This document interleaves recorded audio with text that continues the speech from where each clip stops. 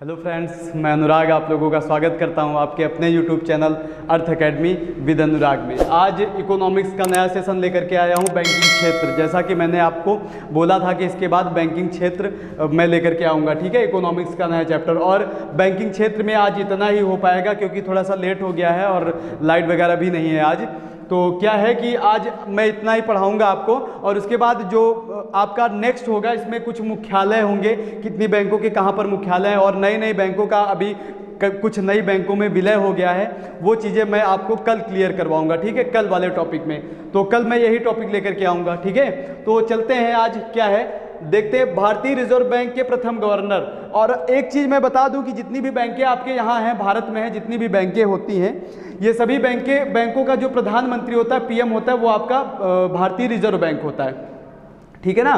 तो भारतीय reserve bank जो होता है, इन जितनी भी बैंकें यहाँ पर चल रही हैं उनका क्या होता है, पीएम होता है, प्रधानमंत्री होता है, एक प्रकार से आप ये समझ लो। तो सबसे बड़ा बैंक कौन सा हो जाएगा, भारतीय रिजर्व बैंक हो जाएगा। अब जैसे क्वेश्चन पहला कह रहा है भारतीय रिजर्व बैंक के प्रथम गवर्नर, तो प्रथम गवर्नर आ गया, भारतीय रिजर्व बैंक के प्रथम गवर्नर। तो प्रथम गवर्नर का मतलब है ये क्वेश्चन आपका अमर हो गया, प्रथम जो चीजें हो गई वो अमर हो गई। अब ये बदलने वाले तो है नहीं भैया, सर ओप्सबोर्न और कार्ल स्मिथ ये बदलेंगे तो है नहीं, तो ये हमेशा के लिए सेव कर लो आप अपने माइंड में कि अगर भारतीय रिजर्व बैंक के प्रथम गवर्नर के बारे में बात करेगा, पूछेगा, तो कौन होंगे भैया, सर ओप्सबोर्न और कार्ल स्मिथ, ठीक है ना। ठीक है, आगे चलते हैं। कह रहा भारत का सबसे बड़ा बैंक, अब जाहिर सी बात है, बड़ा है, प्रधानमंत्री सभी बैंकों से सबसे बड़ा है, तो यही तो होगा भारतीय रिजर्व बैंक, ठीक है, भारतीय रिजर्व बैंक। और इसकी स्थापना कब हुई थी भैया, तो 1 अप्रैल 1935 को इसकी स्थापना हुई थी, ठीक है। आगे मैंने नोट डाउन किया हुआ है, देख लेना आप।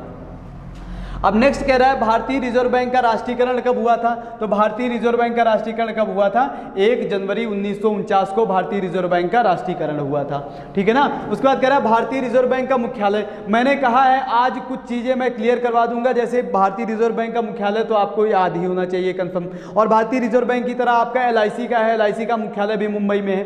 तो कुछ चीजें हैं जो सेम आप याद कर लो, बाकी मैं कल इंक्लूड करा करके सब कुछ मिक्स करा के कल करवा दूंगा, ठीक है ना। आज जो जितना भी हो पा रहा है आप आज कर लो, कल मैं जितनी भी बैंकें हैं जो भी इंपॉर्टेंट है, जो पूछी जाती हैं, उनके जो मुख्यालय से रिलेटेड कुछ फॉर्मूला टाइप से बनाया हुआ है याद करने के लिए। मुझको भी कंफ्यूजन होती तो जाहिर सी बात आपको भी कंफ्यूजन होती होगी, ठीक है ना। तो मैंने कुछ बनाया हुआ है, वो भी मैं कल आपको दे दूंगा, और प्रत्यक्ष कर अप्रत्यक्ष कर की भी श्रृंखला मैं कल ही कंप्लीट करवा दूंगा, ठीक है ना। तो देखो क्या कह रहा है, भारतीय रिजर्व बैंक का मुख्यालय कहाँ है, तो भारतीय रिजर्व बैंक का मुख्यालय आपका मुंबई में है, और LIC का भी मुख्यालय मुंबई में ही है। नेक्स्ट कह रहा है भारत का केंद्रीय बैंक, तो भारत का केंद्रीय बैंक कौन सा है भैया, भारतीय रिजर्व बैंक। और भारतीय रिजर्व बैंक का राष्ट्रीयकरण 1 जनवरी 1949 को हुआ था। ये दो क्वेश्चन देखो, भारत का सबसे बड़ा बैंक और भारत का केंद्रीय बैंक, ठीक है ना।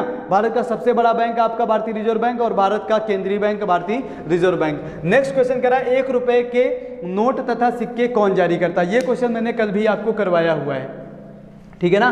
तो कह रहा है 1 रुपए के नोट तथा सिक्के कौन जारी करता है, तो ये कौन जारी करता है भैया, वित्त मंत्रालय। और वित्त मंत्रालय में बैठे जो वित्त सचिव होते हैं वो इस पे साइन करते हैं, 1 रुपए की नोट में उनके साइन होते हैं। बाकी जितनी भी नोटें होती हैं उन पे किसके साइन होते हैं, भारतीय रिजर्व बैंक के गवर्नर के, RBI के गवर्नर के साइन होते हैं। आ रही बात समझ में भैया, ठीक है। तो 1 रुपए के नोट तथा सिक्के कौन जारी करता है, जारी कौन करता है, वित्त मंत्रालय, और साइन किसके होते हैं, वित्त सचिव के, ठीक है। 1 रुपए के नोट में साइन किसके होते हैं, वित्त सचिव के। नेक्स्ट कह रहा है भारत में सबसे पहले कौन से बैंक की स्थापना हुई थी, इंपॉर्टेंट क्वेश्चन भैया, इंपॉर्टेंट क्वेश्चन नोट करो, ठीक है। तो क्या कह रहा है, भारत में सबसे पहले कौन से बैंक की स्थापना हुई थी, तो सबसे पहले किस बैंक की स्थापना हुई थी भैया, bank of Hindustan. Bank of Hindustan की स्थापना सर्वप्रथम हुई थी सन 1770 ईस्वी में, ठीक है ना। नेक्स्ट आगे और ये इंपॉर्टेंट क्वेश्चन है भैया, 3 bank, Bank of Bengal, Bank of Bombay, Bank of Madras, तीनों बैंक इंपॉर्टेंट है। बैंक ऑफ बंगाल से क्वेश्चन पूछा जा चुका है, ठीक है ना। और ये भी क्वेश्चन आया था कि इंपीरियल बैंक जो है आपकी, किन बैंकों के राष्ट्रीयकरण से इंपीरियल बैंक की स्थापना हुई थी, ठीक है। और उसके बाद इंपीरियल बैंक का नया नाम बदल करके क्या रखा गया, सारी चीजें मैंने यहाँ पे इंक्लूड करी हुई हैं, ठीक है ना।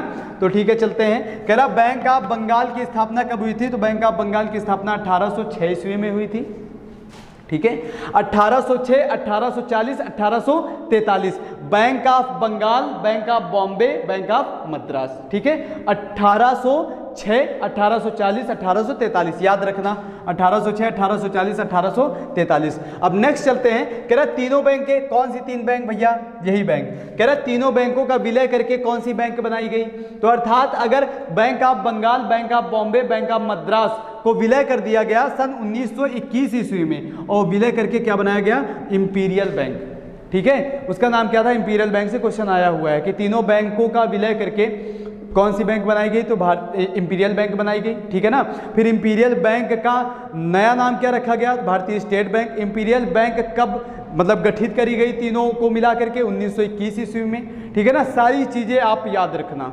ठीक है, आगे कह रहा है इंपीरियल बैंक का राष्ट्रीयकरण कब हुआ, 1955 में इंपीरियल बैंक का राष्ट्रीयकरण हुआ। ठीक है, नेक्स्ट कह रहा है इंपीरियल बैंक ऑफ इंडिया का नया नाम क्या रखा गया, पीछे ही मैं आपको बता चुका हूं, क्या रखा गया भैया, भारतीय स्टेट बैंक। नेक्स्ट कह रहा अब स्टेट बैंक की स्थापना कब हुई, अब स्टेट बैंक की स्थापना कब होगी भैया, 1955 में राष्ट्रीयकरण हुआ है, तो 1 जुलाई 1955 में इसका क्या हुआ था भैया, गठन हुआ था, स्थापना हुई थी। नेक्स्ट कह रहा है एलआईसी की स्थापना कब हुई थी, तो इसकी 1955 में और इसकी 1956 में। अर्थात याद रखना एसबीआई के तुरंत बाद एलआईसी का गठन किया गया था, और एलआईसी का मुख्यालय मैंने आपको बताया हुआ है कहाँ पर है, मुंबई में। क्लियर, ये देखो मैंने आगे नोट डाउन किया हुआ है कि इसका मुख्यालय जो है कहाँ पर है, मुंबई में। नेक्स्ट कह रहा है भारत में सार्वजनिक क्षेत्र का पहला बैंक, दो क्वेश्चन इंक्लूड किए हुए हैं यहाँ पे, भारत में सार्वजनिक क्षेत्र का पहला बैंक। नेक्स्ट है सबसे बड़ा वाणिज्यिक बैंक, दो क्वेश्चन आते हैं, सबसे बड़ा वाणिज्यिक बैंक कौन सा है, तो SBI, state bank of India. और भारत में सार्वजनिक क्षेत्र का पहला बैंक कौन सा है, तो दोनों एसबीआई। आ रही बात समझ में। नेक्स्ट चलते हैं, कह रहा भारतीय स्टेट बैंक की सहयोगी बैंक, तो जो सहयोग करती हैं भारतीय स्टेट बैंक का, तो भारतीय स्टेट बैंक की सहयोगी बैंकें कितनी हैं, 5, तो 5 भारतीय स्टेट बैंक की सहयोगी बैंकें हैं। ठीक है ना। और ये आपका अगर मैं बात करूं स्टेट बैंक की, तो स्टेट बैंक की शाखाएं सर्वाधिक हैं। ठीक है, और सर्वाधिक अगर बात करी जाए कि अपने भारत की जो बैंकें हैं किस देश में सबसे ज़्यादा शाखाएं हैं, तो ब्रिटेन में सर्वाधिक शाखाएं हैं अपने यहाँ के भारत की, और भारत के बैंकों की। ठीक है, और भारत के बैंकों में किस बैंक की सर्वाधिक शाखाएं हैं, तो स्टेट बैंक की। जाहिर सी बात है स्टेट बैंक की ज़्यादा शाखाएं हैं तो ज़्यादा शाखाएं बाहर होंगी। तो कह रहा है भारतीय स्टेट बैंक की सहयोगी बैंकें कितनी हैं, 5।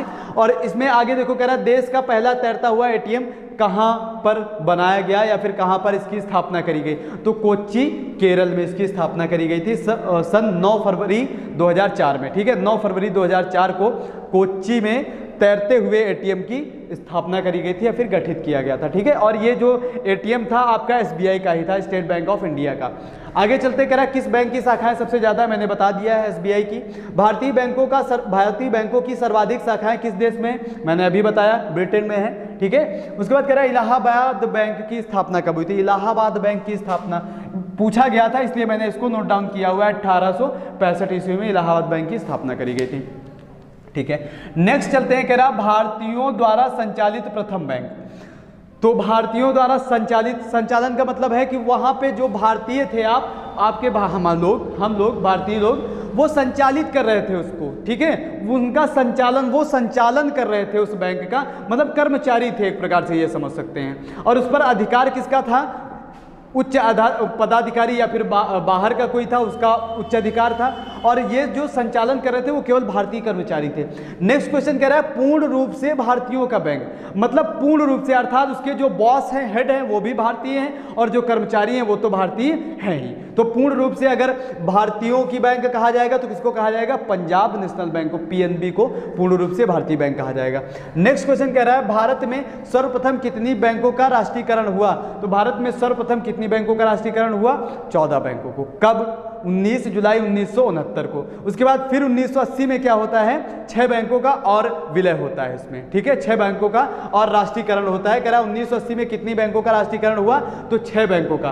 पहले आपकी 14 बैंकों का राष्ट्रीयकरण हुआ 1969 में, फिर 1980 में 6 बैंकों का और राष्ट्रीयकरण हुआ। नेक्स्ट चलते हैं, अगर वर्तमान में कुल राष्ट्रीयकृत बैंक कितनी है, तो काफ़ी बैंकों का विलय हो गया है आपस में, तो विलय वाला सीन मैं बता रहा हूँ, कल मैं आपको बताने वाला हूँ। तो कह रहा है वर्तमान में कुल राष्ट्रीयकृत बैंक कितनी है, तो 12 हैं। ठीक है, और ये इंपॉर्टेंट क्वेश्चन है, इसको भी आप नोट डाउन कर लो, important question, most important question पूछा गया है। कह रहा है विदेशों में स्थित विदेशी बैंकों के साथ, विदेशों में स्थित, ठीक है, विदेशों में स्थित विदेशी बैंकों के साथ, विदेशों में स्थित है तो अर्थात विदेशी बैंकें वहां पर होंगी। विदेशी मुद्रा में अर्थात विदेश में है तो विदेशी मुद्रा में ही होगा। में रखे गए भारतीय बैंकों के खाते, अर्थात हम लोग जो वहां पर, अर्थात हम और आप लोग वहां पर खाते नहीं खुलवाने जाते हैं, ठीक है ना। विदेशों में जिसके पास बहुत ज़्यादा पैसा होता है, अरबपति है, ठीक है, जो अरबपति हैं जिनके पास बहुत ज़्यादा नेता वगैरह जो भी हैं A to Z, मैं किसी को कहूँगा नहीं, ठीक है ना। जिसके पास ज़्यादा पैसा है वो जा करके वहाँ पर विदेशों में अपना अकाउंट खुलवाता है, अकाउंट खुलवा करके यहाँ का पैसा विदेशी पैसा के रूप में वहाँ पर जमा कर देता है, ठीक है ना। वही तो है कि ज़्यादा धन भारत से बाहर चला गया अपने भारत का, और तभी आपके ये जो प्रधानमंत्री हैं ये विमुद्रीकरण करते हैं, ठीक है, पैसे बदल देते हैं, तो इससे क्या होता है, थोड़ा सा रिलीफ मिल जाती है हम लोगों को। तो वही चीज़ें हैं कि विदेशों में स्थित विदेशी बैंकों के साथ विदेशी मुद्रा में रखे गए भारतीय बैंकों के खाते, अर्थात बैंकों के जो खाते होते हैं उनको कहते क्या है, ये पूछा गया था। तो उनको क्या कहते हैं भैया, नोस्ट्रो अकाउंट। क्या कहते हैं, नोस्ट्रो अकाउंट, ठीक है ना। नेक्स्ट क्वेश्चन कह रहा है भारतीय रिजर्व बैंक में एक गवर्नर के अलावा कितने डिप्टी गवर्नर होते हैं। तो एक गवर्नर के अलावा कितने डिप्टी गवर्नर होते हैं, 5 गवर्नर होते हैं, 5 डिप्टी गवर्नर। और अगर मैं बात करूं पहले डिप्टी गवर्नर ये जो आपकी महिला हुई थी, ये इंपॉर्टेंट क्वेश्चन हो जाता है। उसके बाद हुई होंगी वो अलग की चीज़ें, लेकिन जैसा कि मैंने बताया जो पहली चीज़ें होती हैं वो आपकी हमेशा के लिए सेव हो जाती है, वो कभी चेंज नहीं होती। वैसे ही आपकी प्रथम महिला डिप्टी गवर्नर, तो प्रथम महिला डिप्टी गवर्नर कौन है, KJ उदेसी, ठीक है। KJ उदेसी जो है प्रथम महिला डिप्टी गवर्नर है। अलग से मैंने देखो ये नोट डाउन किया हुआ है, रेपो रेट और रिवर्स रेपो रेट। काफ़ी लोगों को कंफ्यूजन होती होगी ये होता क्या है एक्चुअल में। तो रेपो रेट क्या होता है और रिवर्स रेपो रेट क्या होता है, मैं आपको एक सरल भाषा में समझाने का प्रयास करता हूँ, ठीक है ना, समझना ध्यान से। जैसे रेपो रेट की अगर मैं बात करूँ तो जैसे मैंने आपको बताया अभी कि ये जो आपकी भारतीय रिजर्व बैंक है ये सभी बैंकों का प्रधानमंत्री है, ठीक है। सभी बैंकों का सबसे उच्च बैंक जो है वो भारतीय रिजर्व बैंक है। तो जैसे कोई नई बैंक खुली और वो रिजर्व बैंक के पास गई पॉलिसी लेने के लिए, मुझको पॉलिसी दे दो भैया, इस तरीके से मुझे कैसे बैंक को संचालित करना है, कैसे चलाना है, तो रिजर्व बैंक बताएगी। और रिजर्व बैंक से वो क्या लेगा, धन लेगा, कर्ज लेगा, उधार लेगा, ठीक है। वो कर्ज लेगा कि भैया मुझे बैंक खोलनी है, ठीक है। और जब उससे उधार लोगे तो बैंक दे देगी, रिजर्व बैंक इसको दे देगी, हमको दे देगी, चलो मैं खोलता हूं, मुझे दे देगी, ठीक है, मुझे दे देगी। अब मुझे देगी तो कोई फ्री में तो देगा नहीं, ब्याज लेगा, कुछ ब्याज लेगा कि नहीं लेगा। अब अगर जब मैंने रिजर्व बैंक से जो धन लिया और उसने मेरे धन से जो ब्याज लिया, वो जो ब्याज ले रही है रिजर्व बैंक जो ब्याज ले रही है उसे कहते हैं रेपो रेट, ठीक है। रिजर्व बैंक जो हमसे ब्याज लेती है वो है आपका क्या, रेपो रेट। उसके बाद जब मैं क्या करता हूं, ये धन जमा कर देता हूं, अर्थात मैंने बैंक खोली, उसके बाद कुछ लोगों ने अकाउंट खुलवाया, पैसे जमा किए और वो पैसा ले जा करके मैंने रिजर्व बैंक को दिया, अर्थात मैंने कर्ज जो लिया था उसकी भरपूर्ति करी और वहां पे जमा किया पैसा। वहां पे जब पैसा जमा किया मैंने तो वहां से जो ब्याज मिलता है, ठीक है, वहां से जो ब्याज हमको मिलता है उसको कहते हैं रिवर्स रेपो रेट। आ रही बात समझ में, वह उसको क्या कहते हैं, reverse repo rate. I hope clear हो रहा होगा, एकदम सरल भाषा में मैंने इसको बताया हुआ है रेपो रेट और रिवर्स रेपो रेट क्या होता है। आप इसका स्क्रीनशॉट ले लो और बाकी मैं कल आपको क्लियर करवाऊंगा, जो भी मुख्यालय वगैरह जो भी मैंने चीज़ें आज बताई हुई हैं, ठीक है ना। तो मिलते हैं नेक्स्ट वीडियो में, तब तक के लिए जय हिंद, जय भारत।